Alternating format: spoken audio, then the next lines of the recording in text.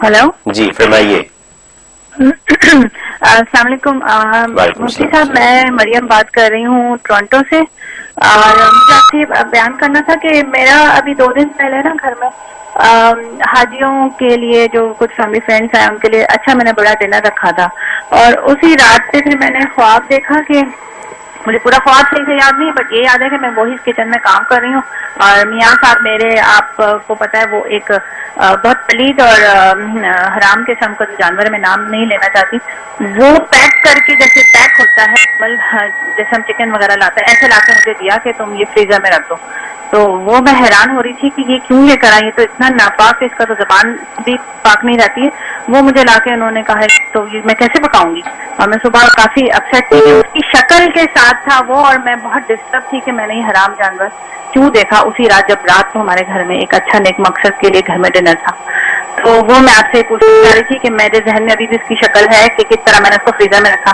اور دوسری چیز، ایک اور سوال یہ تھا کہ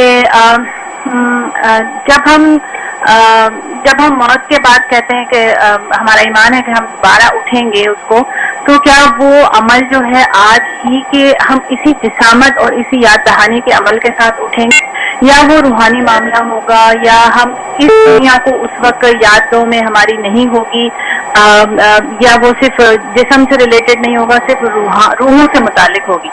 کیا ہم اٹھیں گے تو ہم آج کی دنیا کو یاد رکھیں گے، اس وقت ذہن میں ہوگا؟ یہ مجھے بتا دیجیے. بہت شکریہ. جی جہاں تک خواب کا تعلق ہے، اس کا مطلب ہے کہ اگر آپ کے ہسبینڈ کی ذریعہ آمدنی بالکل حلال ہے، پیور، اس میں کسی قسم کی کوئی خرابی نہیں، اور دینی حالت ان کی اچھی ہے، تو پھر اس میں اچھا سائن ہے. اور اچھا سائن یہ ہے کہ نفس و شیطان پہ غلبہ ملے گا، اور جو وہ ناجائز اور بری جو خواہشات ہیں وہ ختم ہو جائیں گی، اور آپ کو نیکی اور تقوی کا راستہ نصیب ہوگا.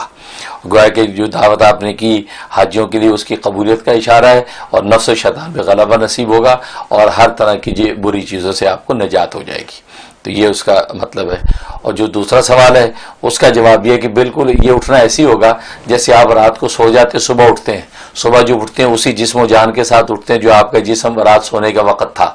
ایسی یہ ایک لمبی نیند ہے، اس کے اندر جو سوتے ہیں تو اسے جیسے دنیا کے اندر ہم سوتے ہیں تو سوتے میں جسے انسان جو بکھرا ہوا سو رہا ہے، ٹانگ ادھر، ہاتھ ادھر، پیر ادھر، کوئی ہوش حواس نہیں ہوتے، یوں ہی سمجھے کہ یہ مرنے کے بعد جو انسان جب قبر میں گیا سمجھو ایک ایک ذرہ بکھر جائے گا، بکھرا ہوا پڑا رہے گا انسان، اسی طرح سارا سال گزر جائیں گے.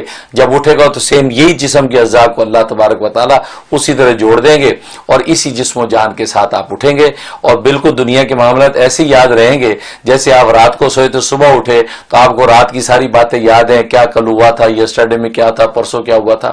اسی طریقے سے آپ کو اٹھتے وقت یاد ہوگا. ایون جنتوں کے اندر بھی آپ کو دنیا کے سارے معاملات یاد رہیں گے. وہاں حشر کے اندر بھی جب اپنوں کو دیکھیں گے تو اپنوں کے ساری دنیا کے معاملے یاد رہیں گے، بھولیں گے نہیں. اس لیے کہ دنیا کے سارے کچھ بھول جانا یہ تو کوئی انعام نہ ہوا، یہ انعام نہ ہوا، یہ تو زندگی اور محسب ہو گئی. بلکہ جن لوگوں کو ڈیمنشیا یا ہو جاتا ہے پیچھے سارا پاسٹ بھول جاتے ہیں، وہ کوئی مزے کی بات نہیں ہے، وہ تو بلکہ پیچھے یاد رہنا تکلیفیں تھی، آج راحت کی زندگی کا لطف اٹھا رہے ہیں.